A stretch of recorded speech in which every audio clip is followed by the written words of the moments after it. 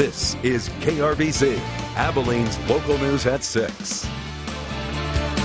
And good evening, everyone. I'm Jacob Bradford. Thank you for joining us for your local news at 6. Well, we begin this evening with breaking news. The Abilene police investigation is ongoing this weekend. Well, a minor traffic violation turned into much more for Abilene police after one of their squad cars took the brunt of a suspect's assault. This week, protesters are raging from the Midwest to the South over a series of controversial cases. NBC's Ron Allen has our story tonight. A shooting earlier this morning nearly turned deadly after a man opened fire at the IHOP restaurant on South Clack Street. Roads to Success was founded in 2008. It partners every year with local nonprofits to give back to the community.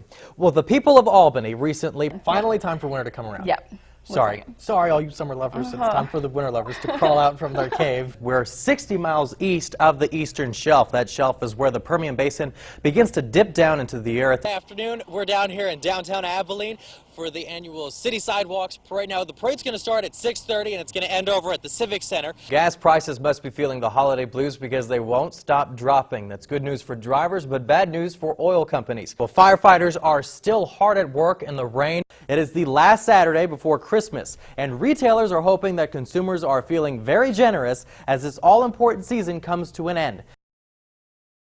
They're approaching the entrance now to Parkland Hospital, traveling at a high rate of speed. Ready police cars converging on Parkland from every angle, from every point.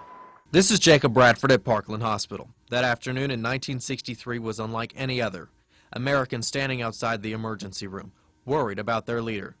Today, Parkland Hospital is much larger than it was 50 years ago, but the focus of those who work here hasn't changed at all. However, their tools have changed greatly, and that helps modern trauma teams treat every patient like they're the President of the United States. Today, the trauma room where President Kennedy was treated is marked with this plaque, and this space is now a waiting room.